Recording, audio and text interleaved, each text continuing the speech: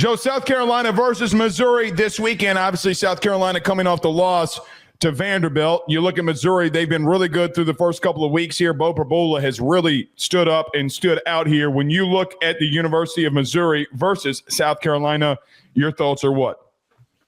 Blake, I got to be honest, and I said this at the very beginning of the show.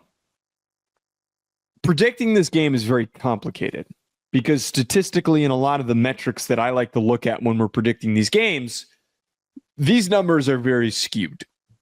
Specifically for South Carolina, they're not talking about Missouri, it is abnormally skewed because they had an awful half of football against Vanderbilt when Luke Doty stepped in and LaNorris Sellers went out. It makes it look like they were so bad. It made this offense look like it's one of the worst in the country. And we both know that that is not the case. They're 112th in havoc rate allowed. They're 83rd in EPA per dropback. They're 114th in EPA per rush. We both know that they're not that bad. But we got to figure out, is Sellers playing? It sounds as if everybody's quite optimistic at the current moment. Eli Drinkwitz talked about how they're preparing for him. It was reported today, and I sent to you, I believe it was Stamel who reported that Sellers is playing. Before we dig into Missouri, Blake, I think we just need to emphasize here, the readiness for Sellers is the biggest turning point, because if he's on the field, as we saw last year, he can carry this team to a win against Missouri. And just to throw this in there, Shane Beamer is 13-6 against the spread coming off a loss. And the spread for this game is massive. So I think that South Carolina is going to keep this game close at the very, very least. What does FanDuel have it as? I will pull that up and tell you. Oh, I think it was 11.5, but that might have moved since the news came out about Sellers.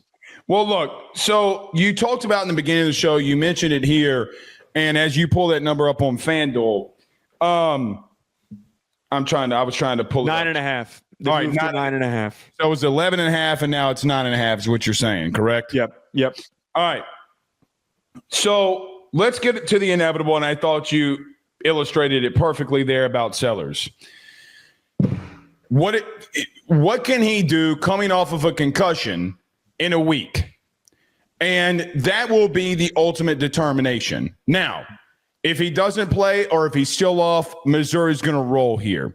Pribula has been, for what it's worth, probably one of, if not, you could probably make the argument just through 3 weeks off of play, one of the better quarterbacks in the SEC.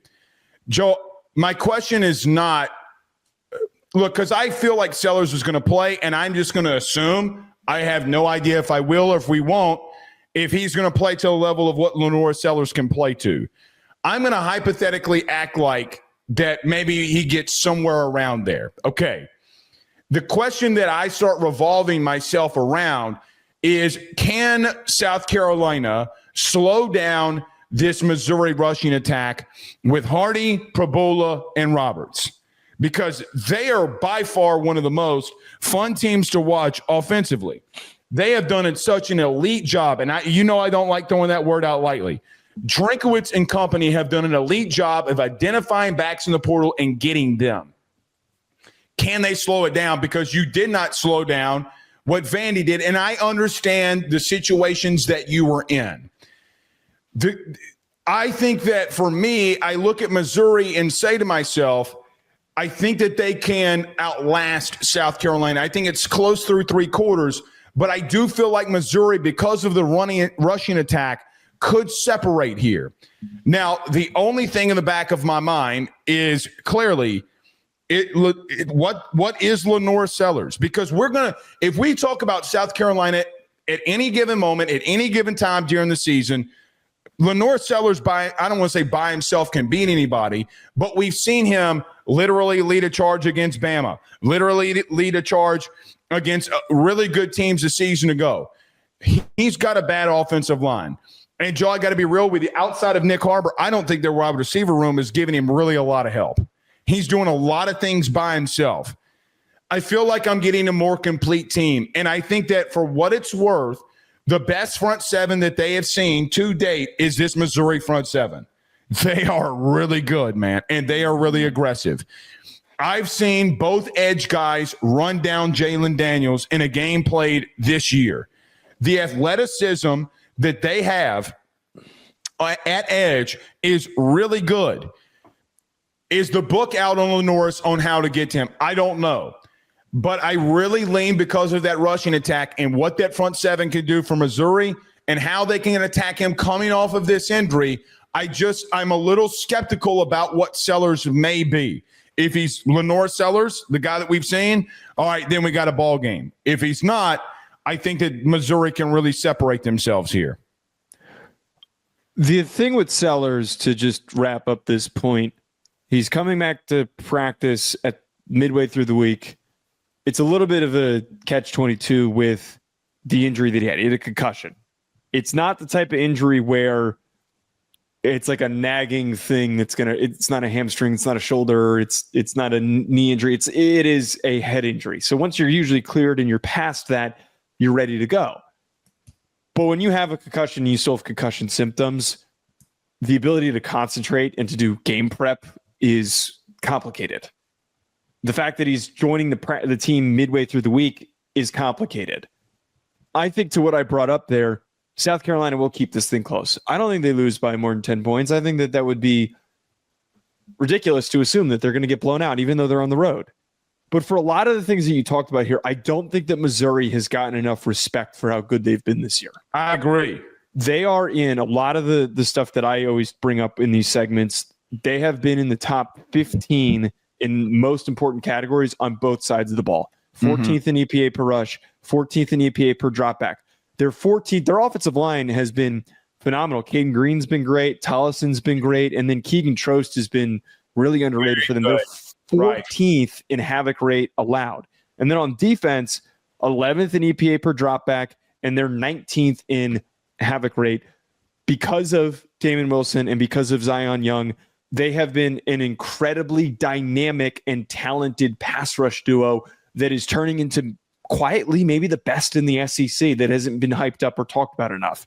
Well, sorry. Go ahead. Go. What do you got? No. Go ahead. Finish. My last point with this that I was just going to round out, I think that they've got this really awesome trio that they've built. Oh, okay. My point. You've got Coleman, you've got Pribula, and you've got Hardy. We talked about Hardy in the offseason and why we were really excited about him. And we actually got to see now already how he stacks up against some group of five some power four opponents when they went up against Kansas.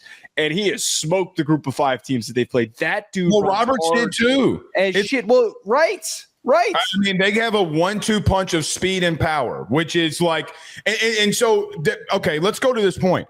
Joe, I don't think Beau Pribula is getting talked about enough. Oh, wait, by the way, it's Pribula, apparently. That's what some people have commented. I apologize if we're still getting it wrong, but I think it's Pribula. Until I see otherwise or hear pronounced otherwise, Pribula. I'm gonna text a Missouri radio guy, actually. I'm going to figure this out. Okay. Regardless of that, I'm calling him a Pribula until you figure it out. He's gone off. I mean, Joe, everybody questioned if he could sit in the pocket and throw the football. I mean, that question is going to get answered again this week. I think the wrong quarterback, and I get Sellers being hurt's a big deal. Because of the Sellers injury, no one's talking about Beau. They're just not. And the three-headed monster that they have in a rushing attack is just – golly, they present a lot of problems, man. They will go right at you. They'll hit you with speed. I mean, Hardy had, 250 rushing yards last week? I mean, it's dumb what they can do. Want to see a little bit more from their wide receiver play. I got to be real with you. But I think that as they continue with Beau and company, that will continue to get better too. They're a really good team. I think that's the best point that you bring up there with Beau is that he has been so much better than anyone thought he was going to be. I think everybody thought he was going to be Riley Leonard and he was just going to show up and he'd have a couple of nice throws, but he was going to be this real dynamic pocket extender, a player who was going to be important for the run game. His impact as a passer has been tremendous. And I don't know if there ever becomes a ceiling. I don't know if that pops up as he starts to play in the SEC. I haven't seen a reason to believe that. I have only seen better and better play from him. The one thing about him, though, that's kind of odd, I found this out. He has a 25.9 pressure to sack ratio, which is pretty below average. So that means whenever he gets pressured, he ends up getting taken down. He's not one of these guys that ends up escaping pressure statistically. That to me is an important factor for South Carolina's side, where you have to get home. Dylan Stewart has to get home, and you have to be able to get in his face, because if you do, it could end up being a productive sack day. The problem is that this offensive line for Missouri has been so good, and it's been so much improved since last year, that I don't know if it's going to be easy to get to him. No, it's not. But can Stewart go off? It will be a very interesting question. I would stay away from the line on FanDuel if you're asking me. However, I would 9.5's a lot, because Sellers going off would worry me. So I'm going to stay away from the line. From the points, I would go line. I would take Missouri in this game to win.